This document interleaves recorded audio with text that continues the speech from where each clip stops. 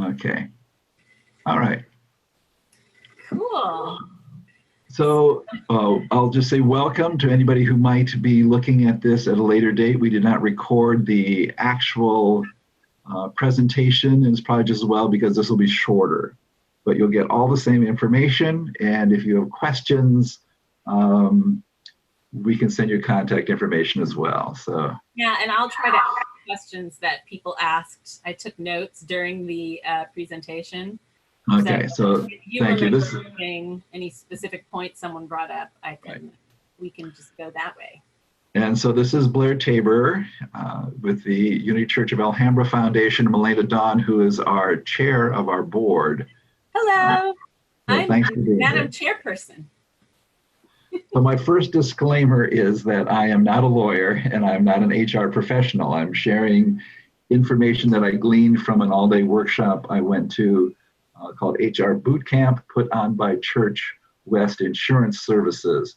I do recommend you get in contact with them because they provide a lot of wonderful resources in all areas of ministry for that.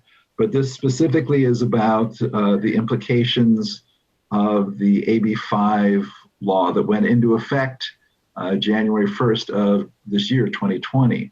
And the state presumably expects every business, including churches, to be abiding by this already. So that's the challenge for us, and we'll go through these.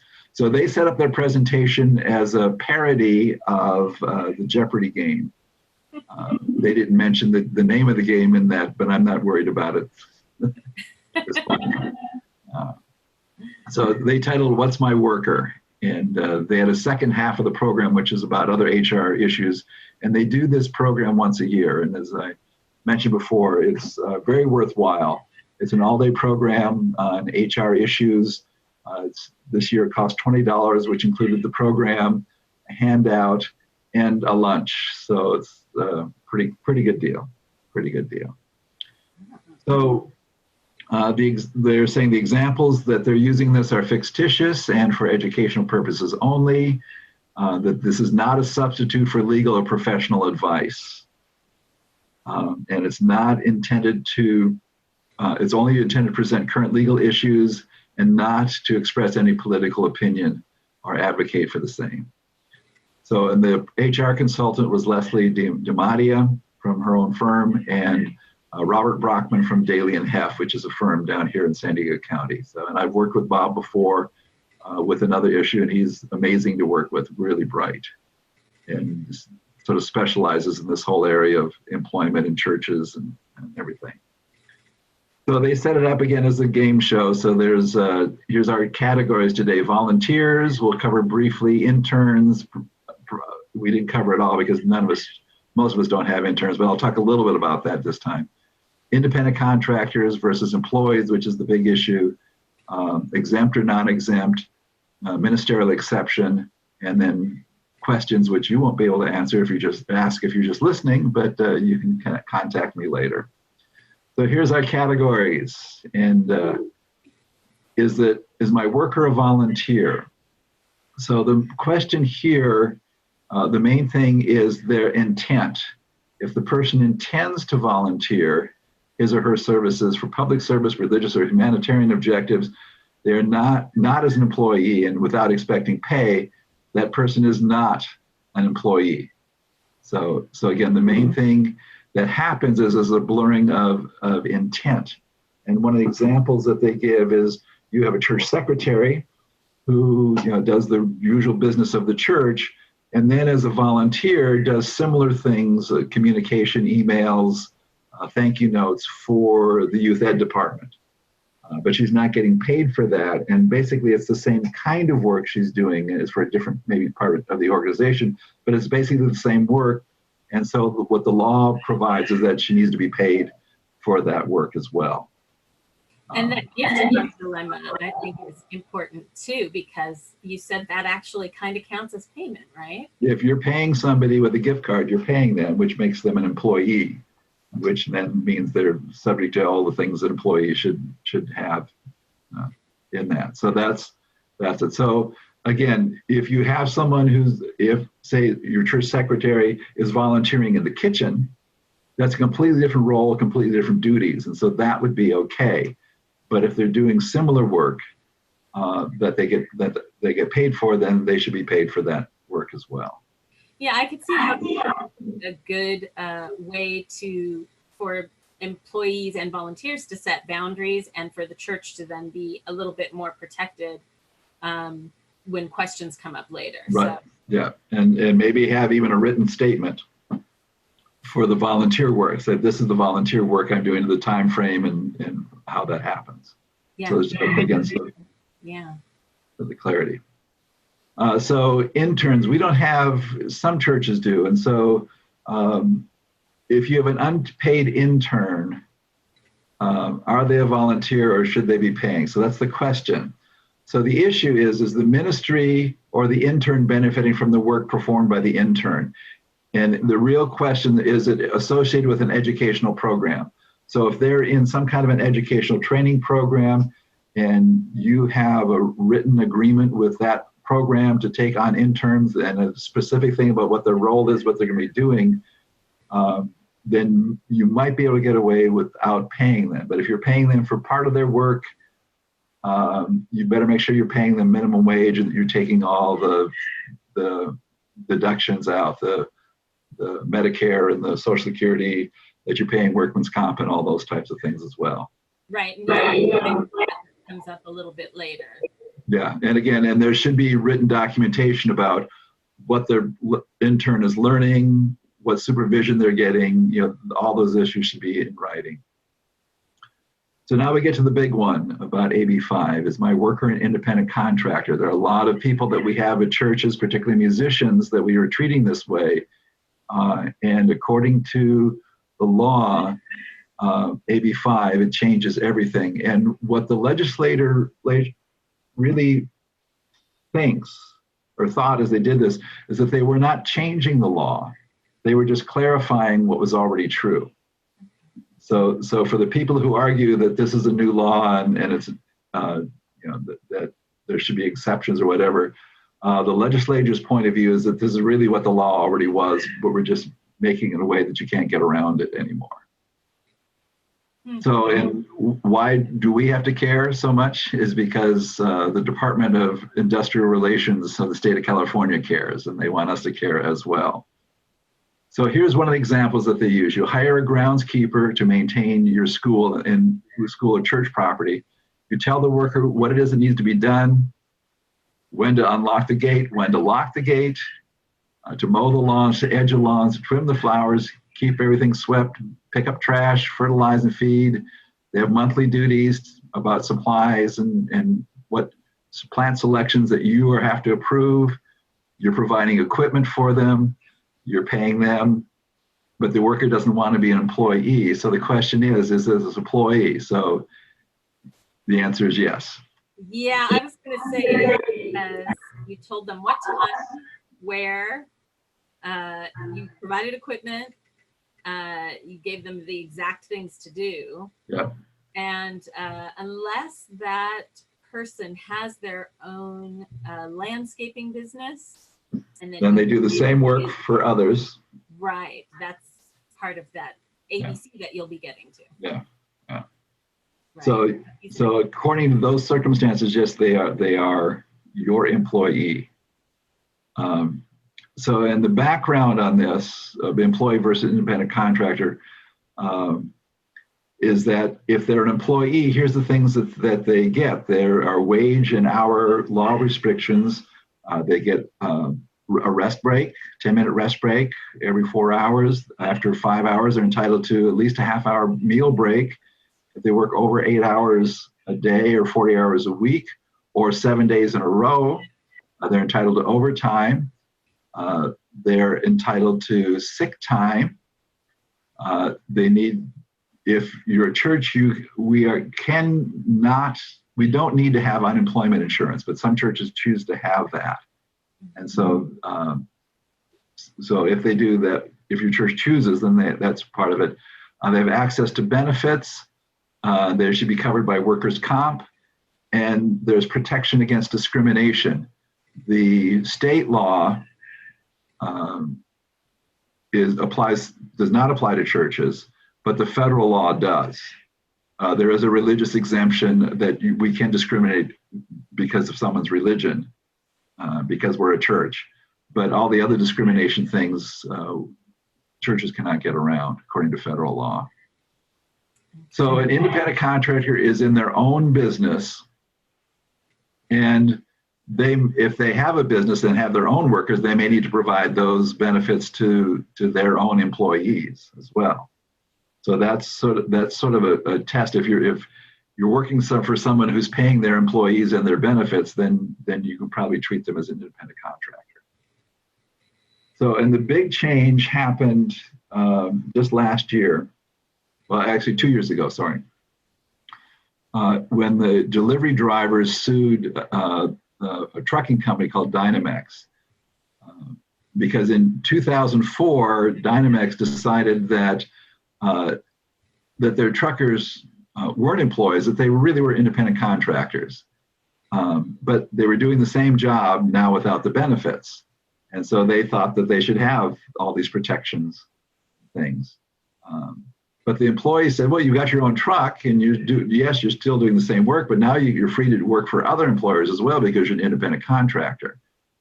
So here's what the court decided, agreed with the workers.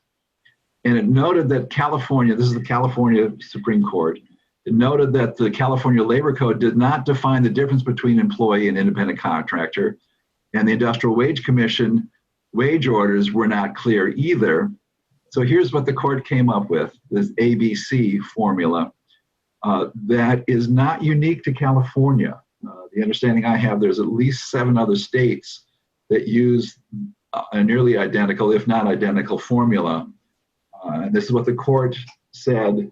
And these other states, are they within our Southwest region? I am not sure. I think one is Washington State. Okay. And they did not delineate which ones they were. Okay. So it says all the workers are assumed to be employees unless the hiring party, the church business that's hiring the worker can establish all of these things. And so the key word here is it's not just 1 or 2, it's all of these have to be true for them to be an independent contractor. If one of these is not true, they are an employee. So the first one, A, is that the worker is free from the control and direction of the hirer in connection with the performance of the work, both under the contractor performance of such work and in fact. So in fact, they are free from control. And the example that they used was the air conditioner goes out in the sanctuary, you hire an air conditioning company to come in and do it. They give you different options. You choose which one it's going to be. You tell them they can't show up on Sunday and make noise, but other than that, they come and go as they please. They do the work. You're not supervising. You're not telling them which pipe needs to go where. That's their business, and they know how to do it. And so that's the first test. The second one is that the worker performs work that is outside the usual course of the hiring entity's business. So again, air conditioning is not our business as a church. Worship and support and counseling, and those are the things that are business of the church. So someone that's doing business outside, if you're replacing the windows in the church, you're paying somebody to do that. There'd be an independent contractor, unless you're paying an employee to do it.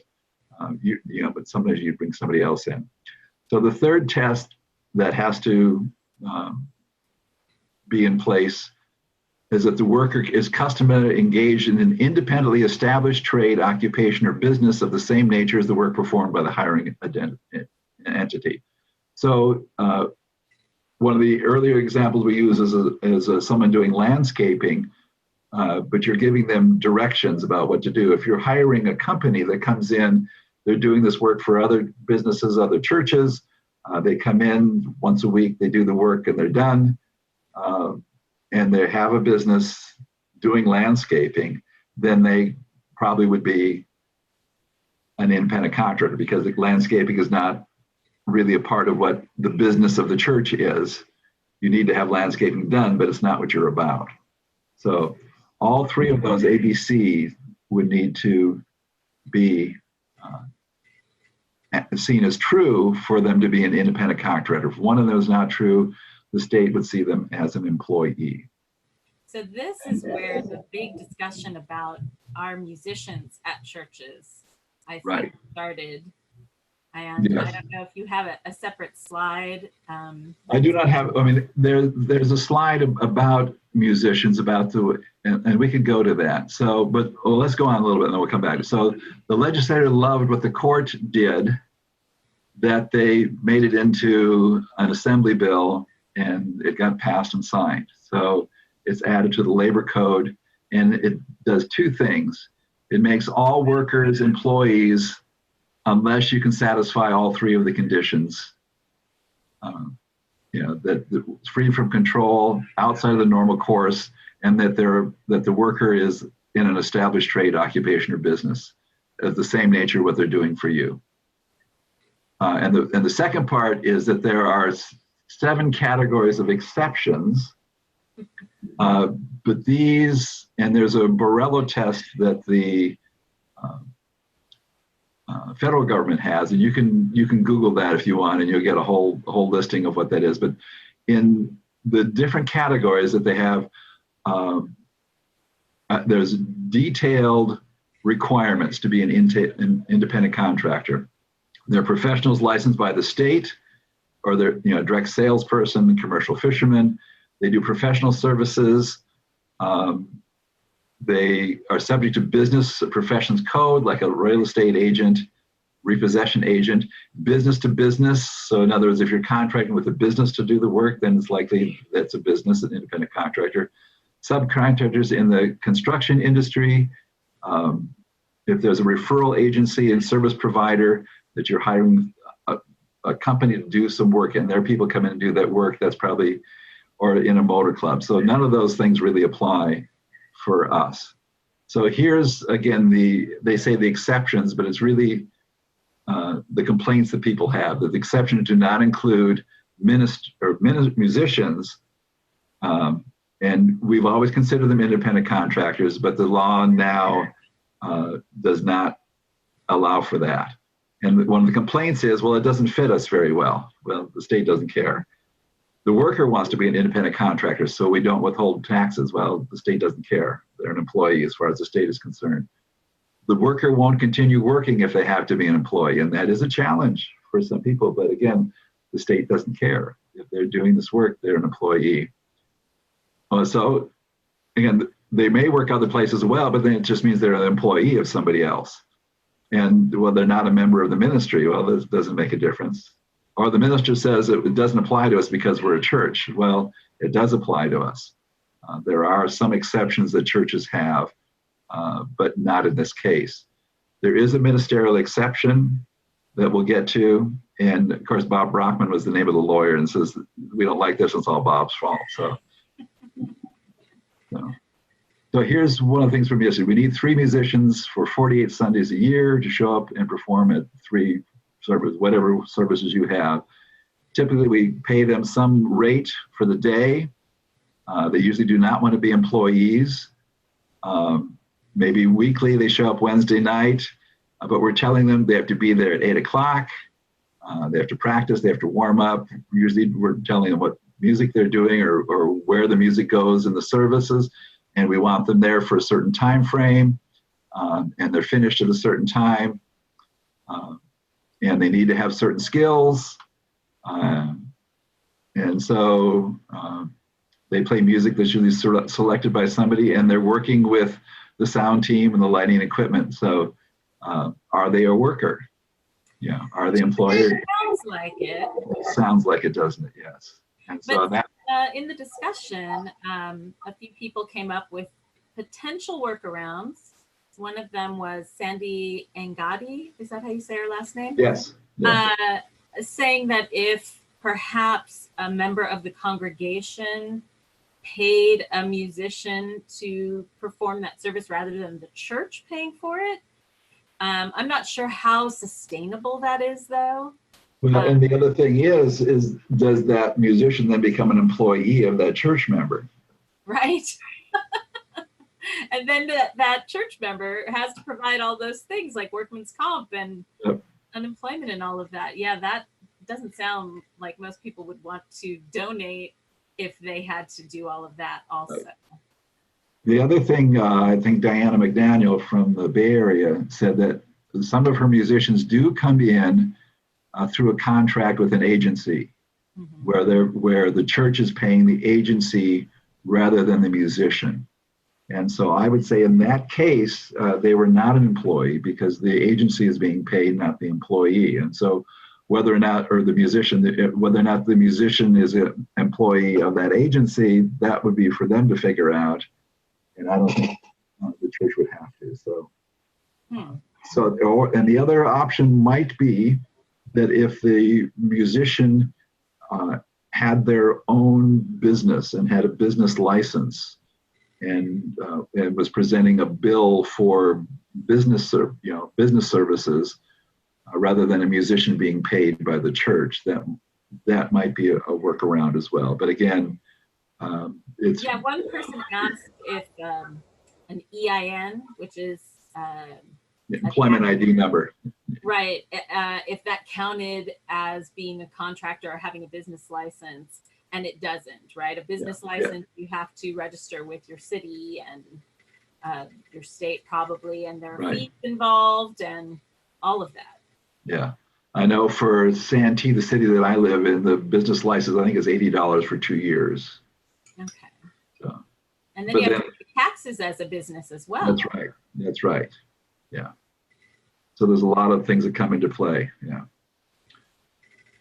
All right. So with this, what's the downside of non-compliance? We decide, well, we're just the law's there and we've been not doing it, so let's just not do it. And there's so many churches, they're not going to get around to us all, right? No, maybe not. Although that one gentleman, his name was Carlos. Yes, has represented businesses who have not been in compliance with state laws, and he said it's all it takes is for one question to come up, someone to hurt themselves, and there's some kind of an employment investigation around that they will look at not just that employee, but everybody on your book. They'll want a copy of your checkbook. He said it's very invasive. Yeah, and they will look at employment records, and particularly hours. Have hours been recorded? I know that's the lawyer who presented this with the HR person. One of his big things was to make sure that your employees are writing down their time when they take their break, that there's clocking out for lunch, clocking back in after lunch, and if they're at home and get a call, that they record that time as well because they're working. Because again, the state can get real sticky about that. So if they have not been employee, and the state can go back 3 years on this as well. So if the state considers them an employee and you've not been taking payroll taxes from them, which means that because part of their pay will be deducted to go for Social Security and other things, the church will be liable to pay the employee's portion of that back to 3 years. If there's been wage and hour violations, the rest violations and meal violations, overtime violations, if they work more than 8 hours a day, 40 hours a week, or more than 7 days in a row, they're entitled to overtime. So that would be, and then there's penalties for that, plus paying that, plus attorney's fees, workers' comp insurance retroactive charges, and then failure to comply with family leave laws, sick time and all that stuff. It all amounts, and the penalty is for the first time period, which again, state law requires that employees are paid twice a month. It's $200 for the first time period, $100 for each time period after that. So if you think of 12 time periods, or 24 time periods a year for 3 years times $100, it's going to get expensive really quick. That comes to $7,200. And that may be per employee, I'm not sure. That would So, be a big chunk. yeah. And so, and also workers can sue for that, either directly or through the Labor Relations Board. And the state attorney or the city attorney can seek an injunction on the church. So again, those are penalties that we don't want to deal with. Wow. It's, yeah, heavy duty stuff. Mm-hmm. So, and this is what they put. Now that we know the 3 factors must be met for a worker to be an independent contractor, everybody is happy, right? And of course, their answer is, they know, is of course not. So, but again, it's that ABC test, again, is what they're going to be using. So now the other question that comes up is particularly around exempt or non-exempt, salaried or non-salaried. And so let's look into that a little bit. And here's again their starting point. Assume that all workers are non-exempt unless, and the 3 exceptions are executive, they're an executive and they're being paid, they have authority to hire and fire people, and they're getting at least 2 times the minimum wage for a full-time work. And that's the key. To be exempt, you have to be working full-time, which works out to about $54,080 a year. So if you've got somebody on salary who's not making that much, then they are not exempt. They are non-exempt. And so they're exempt from overtime payment? From overtime, yes, from overtime. Okay. And from recording their hours. Okay. So that was the executive exemption. They have administrative, and there's usually some kind of technical management. And then the other one is professional exemption. So in this case, they're licensed by the state. They work law, medicine, dentistry, optometry, agriculture, engineering, teaching, or accounting. And they're engaged in an artistic profession. And what I understand that music does not come into this. It's the fine arts of either painting or sculpting. So it's visual art. Yeah. Okay. But again, they've had to have some kind of training or degree, most likely. And again, earning at least 2 times the minimum wage for full-time work. That would be an exemption. So those would be exempt. Everybody else is non-exempt, which means they have to be keeping track of their hours and getting their rest breaks and their meal breaks. And they're subject to overtime as well. Okay, so even if, like, let's say there was a retreat at your church and you had the musicians or, one of your normal employees sort of, playing for a whole weekend and it was more than 40 hours for that, but usually their time isn't like that. Would they have to then get paid overtime for that period? Yes, they would. Okay. And even say your youth ed director, mm-hmm. if he or she is there for the whole weekend, they need to be taking their rest breaks and they have to have meal breaks. And if they're working over 8 hours in one day, they're getting overtime for those other hours. Okay. And of course, one of the questions that one person had, well, we've got a youth ed director, we're only paying her $1,000 a month, but she's working more hours than what would be minimum wage. Well, and again, that's against the law. She's got to be making at least minimum wage. Okay. So that is a challenge, and we try to get around it, but the law is the law. Yeah. So the other category is ministerial exemption, and this comes from a court case that I'm not going to go into, but it's fairly recently, and it came from California.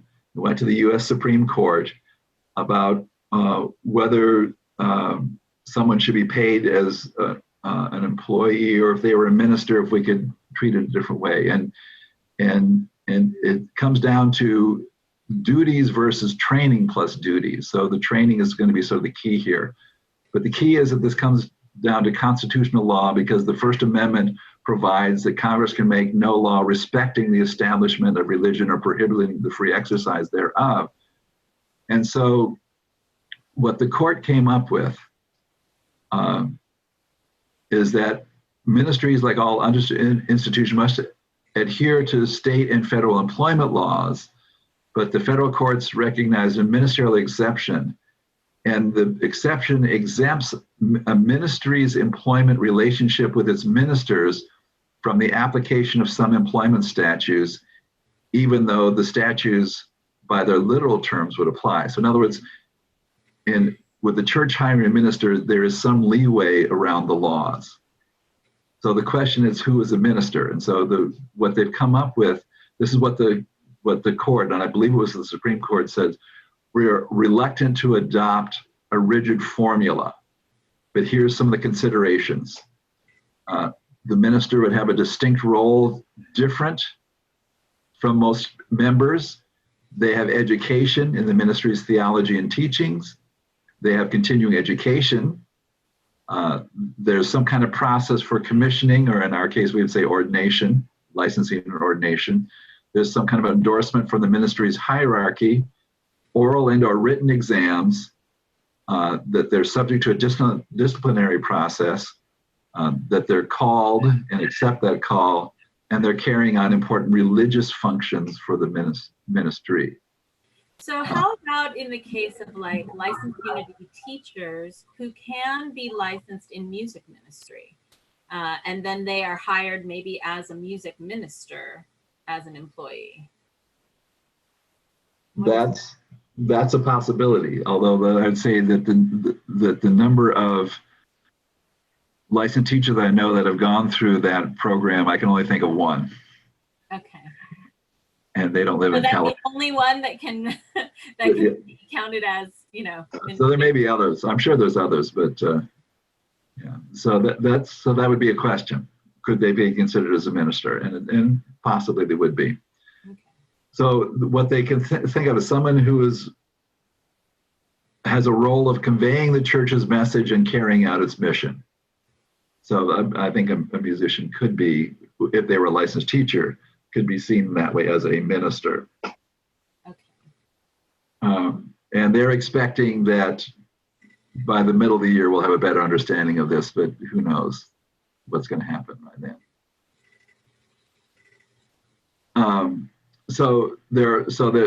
Why it matters is that there's possible limitations on exposure to liability for ministries in how you treat a minister with employment things, but there are some things that still apply to them as well. So the minister, if you fall under the classification of minister and you have all of those criteria that you posted, that means what things are you then freeing? Like if you were to hire well, it's like overtime. It's like a Catholic priest is expected to live on the campus and be available 24 hours a day for whatever. And it's, that's really outside of. Do licensed unity teachers count as ministers, or just a sort of educated assistant? Educated lay people. And again, that would be, that would be tough. I would not want to give an opinion on that because I don't have enough information. Okay, so that's a question for Unity Worldwide, perhaps. Yeah. Okay. All right, so let's see, what other questions? One question that came up was with the coronavirus issue right now. Do you think there would be sort of an understanding that churches aren't really moving into this new employment law right away? And you had mentioned there's sort of a grace period. I don't know if it's official.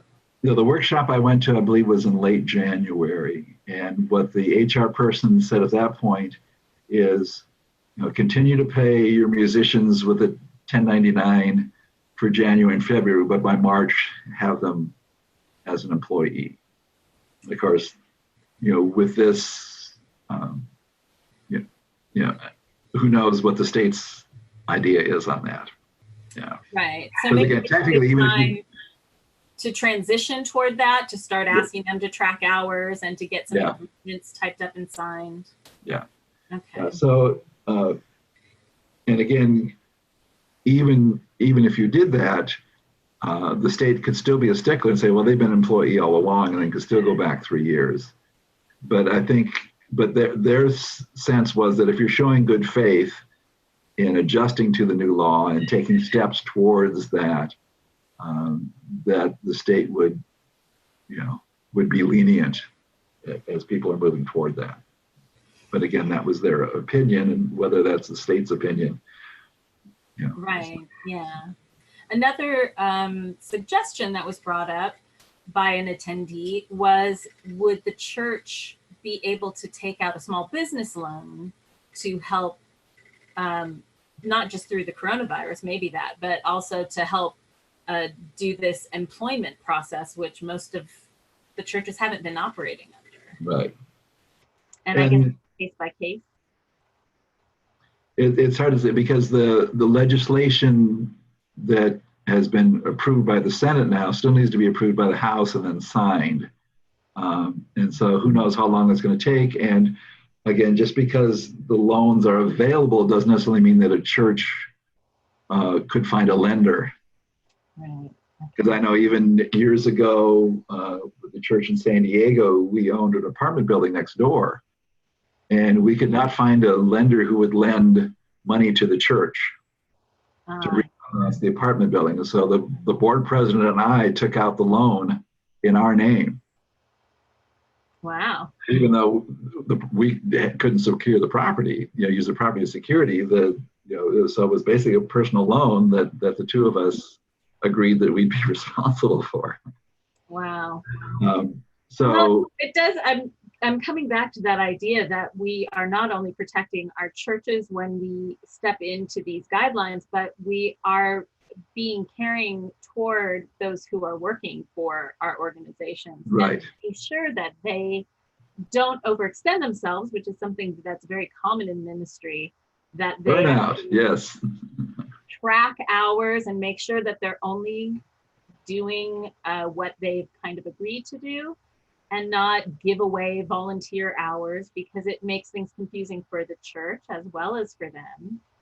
And it just makes us be all a bit more conscious of how we're investing our energy and, claiming it and calling it what it actually is and acting accordingly. Right. And one of the other objections that was pretty common is, well, this is going to cost money and we can't afford it. And which just for me triggers a memory that the part of our teachings is that we're connected to an infinite source, and that as we make a claim, there's a response to that from the infinite. And so I just want to encourage everybody to hold that in mind as well, that we have prosperity teachings and we need to be exercising those and practicing them as diligently and clearly as we can, and not be living in a sense of lack, but living out of a sense of, yes, this is something we want to do. It's the law, and we've been just trying to get around it because we didn't want to hassle with the paperwork. So let's just do it. And be responsible. Really, it's claiming that prosperity consciousness, and not just in regards to money, but in regards to energy invested, and keeping open channels for all to be part of that investment and have it reciprocated and recycled through our energetic system. Well, and part of it too is that a lot of musicians are having trouble not just with churches, but with bars and restaurants and everything, because they don't want to deal with this either. And so what if your church becomes known as the church that does all the paperwork and gets them paid and has jobs available because they're doing what's right and doing what's legal? Yeah, then the churches get all the great positions. There you go.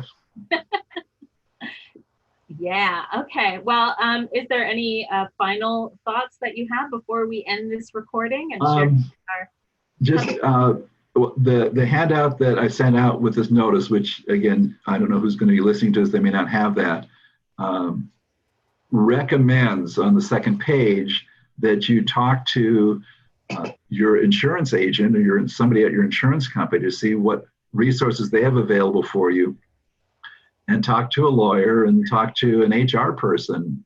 Hopefully there's somebody in your church or somebody knows somebody. The insurance company that we used to have at the church had a wonderful staff of resources that we could go to answer questions. And so use them as a resource to help you through this. Because again, I'm not a lawyer. I don't know the law, but I know what can happen when it isn't followed. It can be very expensive.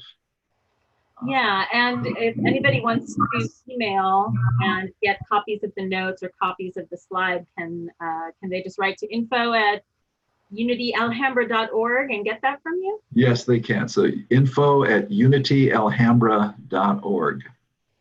Yeah. So that's available.